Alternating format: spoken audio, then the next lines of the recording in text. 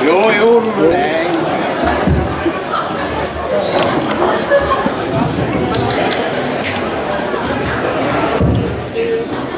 Heyrist alltaf við sig vel.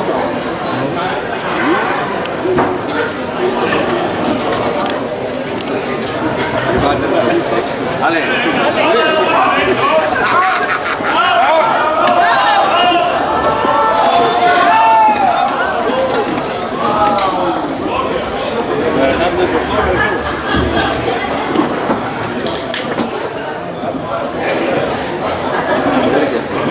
Ágætu sveitungar og aðrir gestir.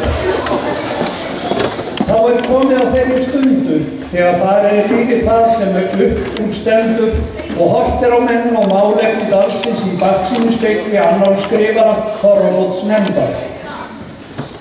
Þar sem fyrir skotið launsátri í skjóli nafnleyndar og sem fyrir eru nefndarmenn og höfundar annálsins látnir sverja gagnkvæma eyða nafnleyndina. Þetta ekki að tilefnislausu, því að það gerðist fyrir áratugum á blóti í Svarfaðardal að einum góðbóndanum þótti svo grimmilega að sér veginn í annálnum að hann gekk á dyr og sást aldrei á þorrablótum eftir það. Hann hafði grunum hvaða dómi væri sekur soraskrifin og kom á bæinn hér í sveit til að biðja bónda þar að miðsinna sér við að klekkja á meintum annálskrifara. Svo vildi hins vegar til að sá sem betur þar miðsinnið hafði sjálfur tekið þátt í að skrifa annálinn og færðist því kurteislega undan erindi. Í framhaldinu gengu nefndarmenn og annálsskrifarar frá heiðursmannasamkomulagi náskildi út yfir gröf og dauða af viðlögðum álögum sem fengu uppáskrift í huldu heili. Vogaði sér einhver að kjafta frá, skyldi kvikna í reikhúsi á bæ viðkomandi næsta haust, júur borga gjósa upp í kú eða víxla sparisjóðsins falla upp úr þurru. Þetta samkomulag heldur enn þann dag í dag og hafi reikhús eða víxlar fallið á einhverjum bæjum undanfarna áratugi verður að neita annarra skýringa. Þetta einungis nefnt hér til að undirstrika alvöru þess og ábyrgð að standa að þorrablóti í Svarfaðardal. Snúum okkur þá að alvöru kvöldsins. Konur í sveitinni nota þau tækifæri sem gefst til að hvíla sig á körlunum og búsorgunum og flykkjast til útlanda í einum hóp. Þær fóru til Spánar hér árið en slóu sjá Írlandi á liðnu ári. Við beinum kastljósum á brottför kvenna og viðbrögð karla.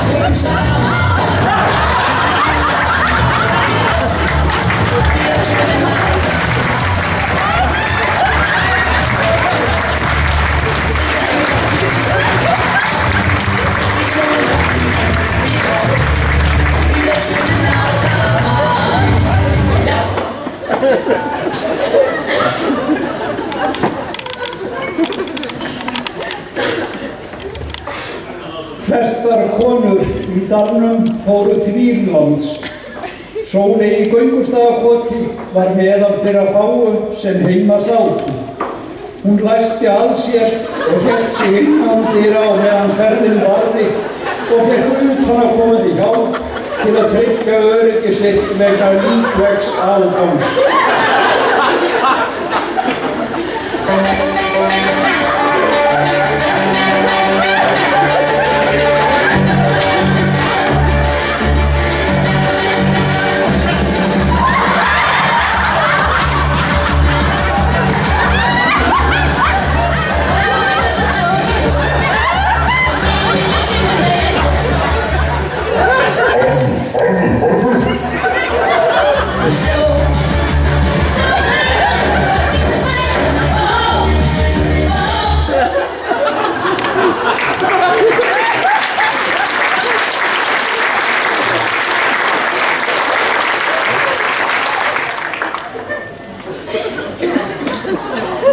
Á búrfelli, hofi og steindyrum sátu konur líka heima.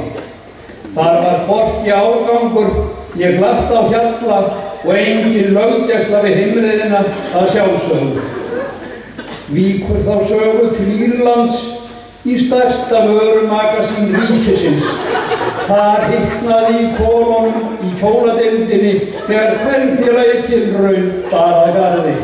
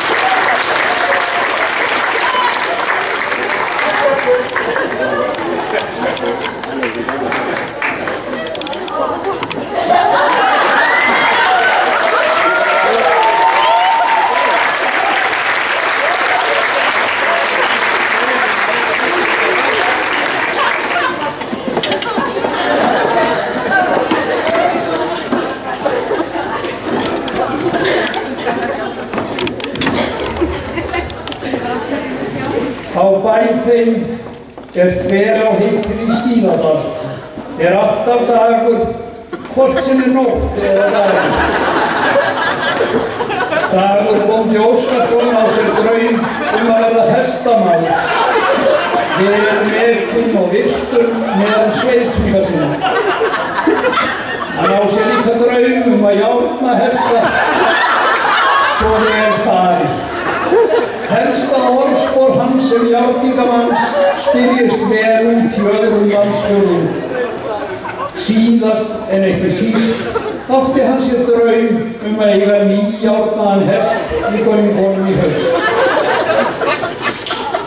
Dagur leitaði til Simbahjöra að uppfræða sig til pungaprófs í járningu.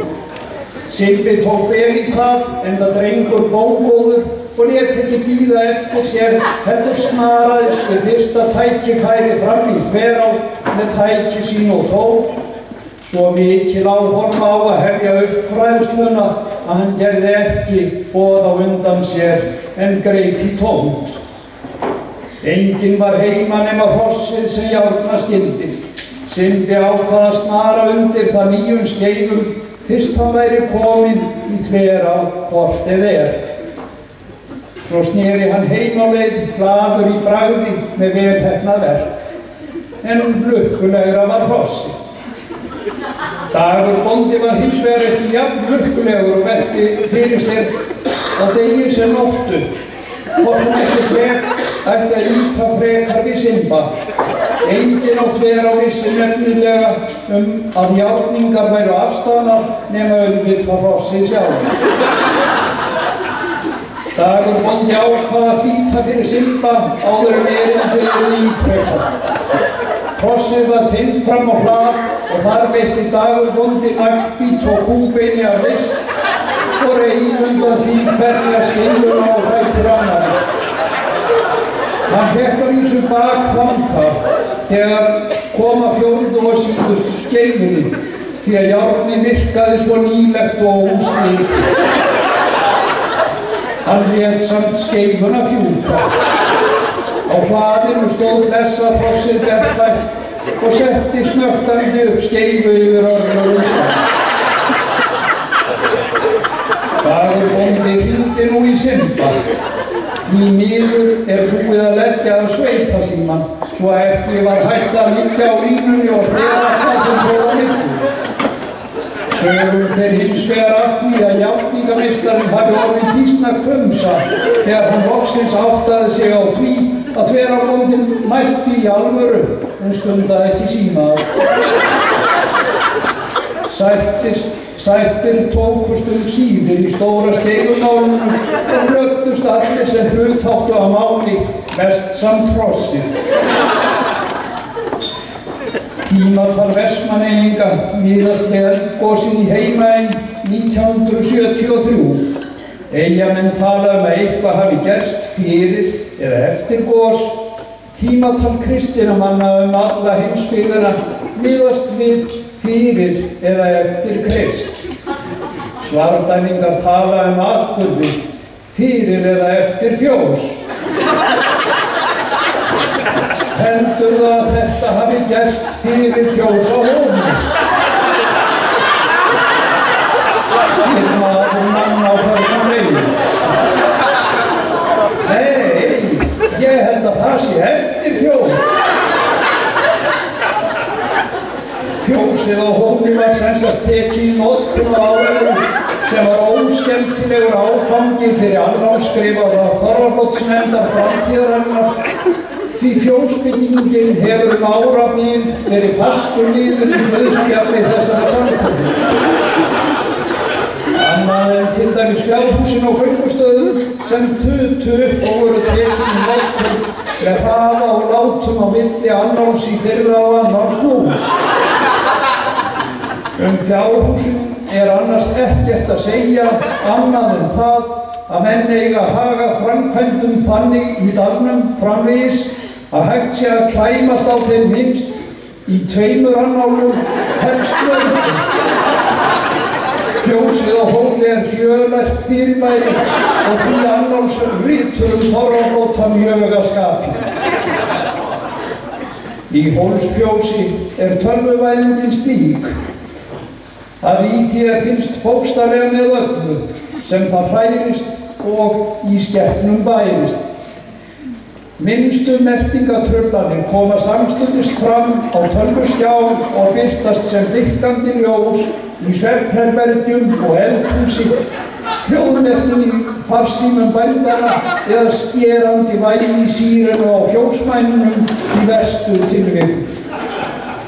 Tölvukerfið forritað með öllum helstu sjúkdómum sem í kúakyni hafa greinst frá landnámi og lætur dýralækna vita sjálfir ef eitthvað bjátar á.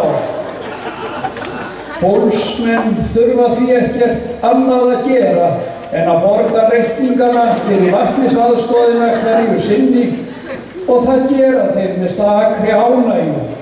Það gera þeir reyndar yfirleitt með bros á vör og spyrja, var þetta nú allt og sumt?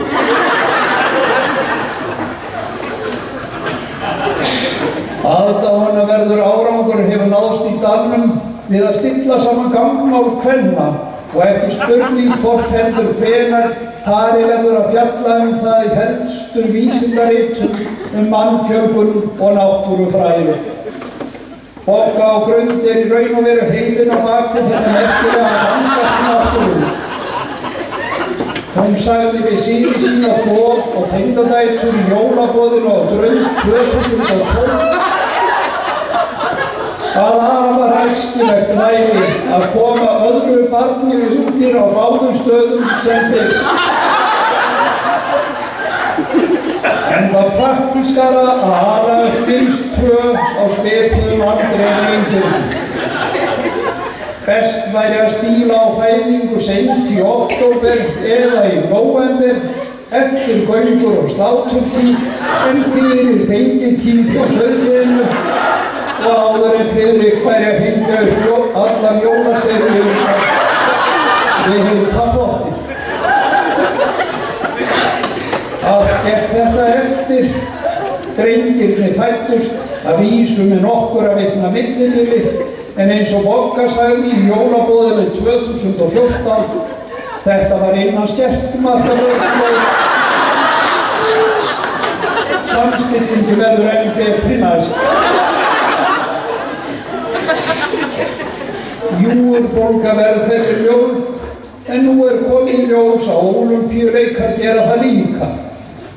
Það voru sumsjö vetrar-Ólympíuleikar í Sochi í Rússlandi í febrúar sælar minningar fyrir flesta en ekki fyrir Gull og Hjálmar og Steindir. Þau fengu í hausinn í febrúar verðfall mjólkur í annan flokk og við rannsókn málsins kom í ljós að bústörf höfðu riðlast verulega og kýr ekki verið mjólkaðar nema endrum og sinnum þær vikurnar sem Ólympíuleikarnir stóðu. Á meðan sátu Hjálmar og Gulla rýnd í sjónvarpsstólum sínum nótt sem nýtan dag þau vissu hvort í þennan hinn í annan frekar en kýrnar. Til þess eru vítin að varast þau og einmitt Steindir að dæmið var verðandi stórbændum á Bakka helsta víti til varnaðar í undirbúningi sovvéska samvirkjubúsins sem 3 afleikarar eldri Bakkakynslóðar undirbúa á höfuðbólunni. Snæþór Ásrúnarsson, Jónas Gaujusson og Yngvi Sólusson. Tröllasögur fer af því í dalnum hvað í bændum og stjórn mjólkursamlagsins hefur þegar fest sér hönnuði til að undirbúa stækkun samlagsins en mjólkursvarfaðardal flæðir yfir alla Bakka eftir að samvirkjubúið tekur til starfa. Róbótar sjá fjósverkin á samvirkjubúinu og bændur þurfa ekki annað að gera en að líta eftir að lífið gangi sinn vanagang. Tölvuheili róbótanna verði forritaður þannig að á stórhátíðum íþróttaheimsins, til dæmis á meðan yfirstanda Ólympíuleikar, heimsmeistarakeppni í fótbolta eða Evrópukeppni í handbolta, þar mannshöndin og mannshugur í hvergi að koma nálægt neinu gerist í Bakkafjósi. Fjósamennskan sjálfbær og bændur geta slímsetið einbeittir í stofu vikur saman og horft á sjónvarp án þess að njóta sín verðfalli. Peningar frá samlaginu hrúast á meðan rafrænt upp á innlánsreikningum samvirkjubúsins og tölvustýrðir róbótar leiðbeina frjótæknum að réttum afturendum í fjósinu þegar þannig stendur á hjá einhverju kú í hjörðinni. Yfirvofandi sviptingar í búskaparháttum á Bakka urðu á endanum býsna yfirþyrmandi fyrir Þór bónda og Kristínu. Þau eru börn náttúrunnar og geta til dæmis illa hugsa sér að vélmenni fari búasafnið á Bakkabúinu til að finna yxna kýr handa frjótækni. Í þeim skilningi eru þau fyrri tíma fólk og forðuðu sér til Afríku jólin til að komast niður á jörðina andlega og líkamlega. Í Namibíu fann Þór ótal yxna kýr og ótal bilaða bíla en enga róbót. Þau Kristín komu aftur heim í Bakka í góðu andlegu jafnvægi. Þegar spurðist út Tjarnarsókn að fyrir dýrum stæði hjá Bakka Þór og Kristínu að verja fæðingarhátíð frelsarans í stuttbuxum og strápilsum suður undir miðbaug losnaði skyndilega félagslega samheldni í Ytra-Garðshorni. Hjalti bóndi hefur frá fæðingu verið alveg einstaklega heimakær og fannst helst ekki til að fara lengra en til Dalvíkur nema til Neitur. Það kostaði foreldra hans Önnu og Hjalta eldri til dæmis fortölur á sínum tíma til að draga hann til Akureyrar að fá á sig fermingarföt en tókst með miklu brasi. Undrun þeirra sem tilþekkja var þó því ekki lítil þegar staðfest var að Hildur, Birna og Hjalti hygðust verja jólunum á Flórinda og nú eins og stífla hafi losnað. Þau hafa bókað jólin 2015 á Kanaríeyjum, 2016 í Tælandi og nú liggja þau yfir túristabæklingum til að slá í jóladvölin á 2017. Ingvarahundurinn fékk GPS-tæki hálsinn og nú geta húsbændur hans fylgst með öllum hans ferðum í passinn hvað sem þeir eru staddir í veröldinni. Þessi ráðstöfun var af illri nauðsyn, hundspotti týndist og fannst eftir mikla og dýra leit. Þar við bættust ill hundatíðindi á Austurkjálka sem spurðust yfir á Vesturkjálkan. Ingvarabændur höfðu þá bitru reynslu sveitunga sinna í huga líka. Við bregðum okkur í hundasmjölum í Hofsárkrók.